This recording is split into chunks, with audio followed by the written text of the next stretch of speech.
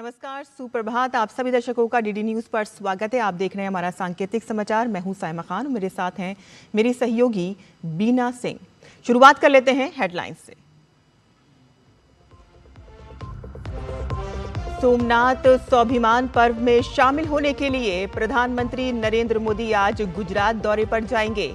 सोमनाथ में ओंकार मंत्रोच्चारण में शामिल होने के साथ ही ड्रोन शो भी देखेंगे पीएम।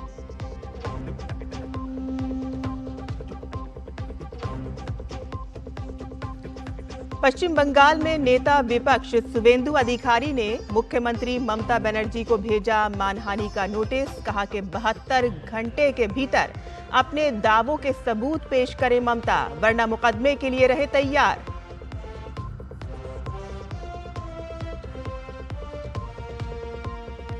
संसद के बजट सत्र की तारीखों का ऐलान। 28 जनवरी से होगी सत्र की शुरुआत। सत्र का पहला चरण 13 फरवरी तक, तो वहीं 9 मार्च से होगी दूसरे चरण की शुरुआत।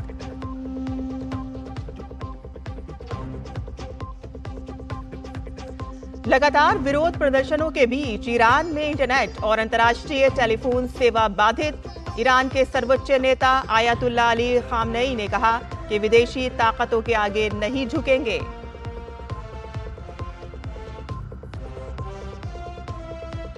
और मलेशिया ओपन बैडमिंटन में पीवी सिंधु आज खेलेंगी सेमीफाइनल। अंतिम 4 में चीन की दूसरी वरीयता प्राप्त वांग झी से होगा सामना।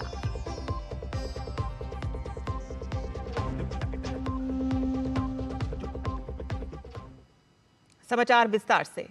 प्रधानमंत्री नरेंद्र मोदी आज सोमनाथ स्वाभिमान पर्व में शामिल होंगे।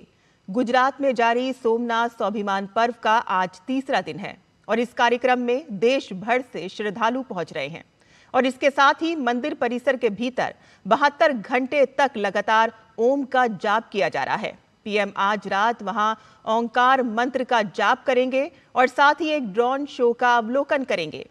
रविवार को प्रधानमंत्री एक शौर्य यात्रा में भाग लेंगे और इस यात्रा में 108 घोड़ों की प्रतीकात्मक शोभा यात्रा निकाली जाएगी।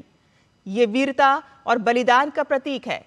ये कार्यक्रम सोमनाथ मंदिर पर प्रथम आक्रमण के बाद से अटूट भावना और सभ्यतागत निरंतरता के 1000 वर्ष पूरे होने के उपलक्ष्य में आयोजित किया जा रहा है। प्रधानमंत्री मोदी की भागीदारी भारत की समृद्ध सांस्कृतिक और आध्यात्मिक विरासत के संरक्षण और उत्सव के लिए उनकी प्रतिबद्धता की पुष्टि करती है। आईपैक पर ईडी के छापे के बाद से पश्चिम बंगाल की राजनीति में भूचाल आ गया है और इस मामले पर राज्य की मुख्यमंत्री ममता बनर्जी और भारतीय जनता पार्टी आमने सामने है। पश्चिम बंगाल में नेता विपक्ष शुवेंदु अधिकारी ने मुख्यमंत्री ममता बनर्जी को मानहानि का नोटिस भेजा है। शुवेंदु ने कहा है कि मुख्यमंत्री ममता बनर्जी ने ईडी की चल रही जांच से ध्यान हटाने के लिए उनके खिलाफ निराधार और मानहानिकारक बयान दिए हैं। अधिकारी ने कहा है कि मुख्यमंत्री ने उन्हें और केंद्रीय गृह मंत्री को कथित कोयला घोटाले से जोड़ने का प्रयास किया, जबकि इसके कोई सबूत नहीं है।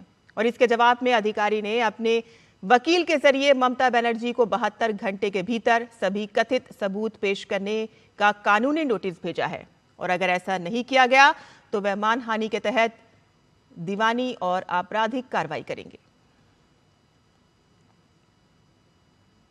वहीं पश्चिम बंगाल भाजपा उपाध्यक्ष जगन्नाथ चट्टोपाध्याय ने एक वीडियो बयान जारी कर अनूप माझी लाला की डायरी के पन्ने सार्वजनिक करने की धमकी दी है। उन्होंने कहा है कि पश्चिम बंगाल में कोयला तस्करी 2016 से 2020 के बीच सबसे ज्यादा फली फूली। 2016 में सरकार आने के बाद पुलिस प्रशासन और सत्ताधारी दल के संरक्षण में कोयला तस्करी को संस्थागत रूप दिया गया। जगन्नाथ ने दावा किया है कि उस दौरान वह राजनीति में सक्रिय नहीं थे और उनके पास लाला की डायरी के सैकड़ों पन्ने मौजूद हैं, जिसमें लिखा है कि किस तारीख को किसके माध्यम से पैसा भेजा गया। जगन्नाथ ने मुख्यमंत्री को चुनौती देते हुए कहा कि क्या आप चुनौती स्वीकार करेंगी? मैं लाला की डायरी का हर पन्ना लीक कर दूंगा। आप लक्ष्मण रेखा पार कर रही हैं। संसद के बजट सत्र की तारीखों का ऐलान हो गया है। बजट सत्र 28 जनवरी से 2 अप्रैल तक चलेगा। सत्र का पहला चरण 13 फरवरी को समाप्त होगा और इसके बाद संसद की कार्रवाई के लिए दूसरा चरण 9 मार्च से शुरू किया जाएगा। संसदीय कार्य मंत्री किरेन रिजिजू ने सोशल मीडिया पर एक पोस्ट में कहा कि केंद्र सरकार की सिफारिश पर राष्ट्रपति द्रौपदी मुर्मू ने संसद के दोनों सदनों के बजट सत्र 2026 को बुलाने की मंजूरी दे दी है। उन्होंने कहा कि बजट सत्र का यह आयोजन सार्थक बहस और जन केंद्रित शासन की दिशा में एक महत्वपूर्ण कदम है और इस दौरान केंद्र सरकार वित्तीय वर्ष 2026-27 के लिए बजट पेश करेगी, जिस पर दोनों सदनों में विस्तार से चर्चा होने की उम्मीद है।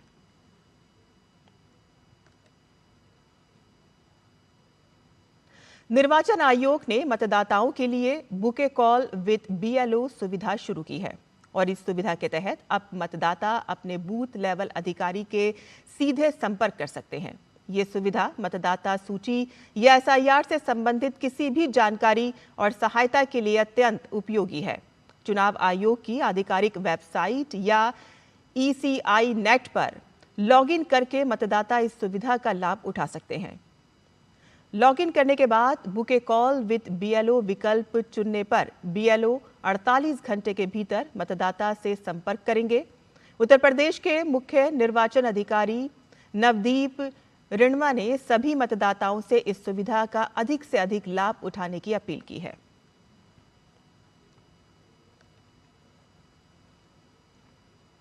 ईरान में सरकार विरोधी प्रदर्शनों के हिंसक होने और देशव्यापी अशांति के बीच इंटरनेट सेवाओं को पूरी तरह से बंद कर दिया गया है और इस कदम के बाद ईरान का बाहरी दुनिया से संपर्क लगभग कट गया है। पिछले 2 हफ्तों से जारी इन प्रदर्शनों में मानवाधिकार समूहों ने दर्जनों प्रदर्शनकारियों की मौत की पुष्टि की है। सरकारी टीवी पर झड़पों और आगजनी की तस्वीरें दिखाई जा रही हैं। तो वहीं अर्ध सरकारी समाचार एजेंसी तस्नीम ने बताया है कि रात भर चली हिंसा में कई पुलिस अधिकारियों की भी जान गई है। और इधर देश के सर्वोच्च नेता आयतुल्ला अली खामनई ने एक टेलीविजन संबोधन में अपना पक्ष स्पष्ट करते हुए कहा है कि वे प्रदर्शनकारियों के आगे नहीं झुकेंगे। उन्होंने प्रदर्शनकारियों पर विदेशी विपक्षी समूहों और अमेरिका के इशारे पर काम करने का आरोप लगाया। भारतीय बैडमिंटन खिलाड़ी PV सिंधु मलेशिया ओपन में आज सेमीफाइनल मुकाबला खेलेंगी। अंतिम 4 में उनका सामना चीन की दूसरी वरीयता प्राप्त वोंग जी से होगा और इससे पहले सिंधु का सामना क्वार्टर फाइनल में जापान की आकाने यामागुची से था, लेकिन बीच मैच से जापानी खिलाड़ी के रिटायर होने से सिंधु को सेमीफाइनल में जाने का रास्ता मिला। हालांकि सिंधु ने पहले गेम को 21-11 से अपने नाम किया।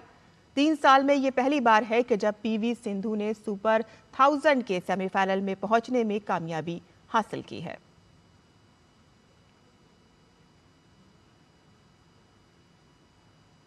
देश के कई हिस्सों में शीतलहर जारी है।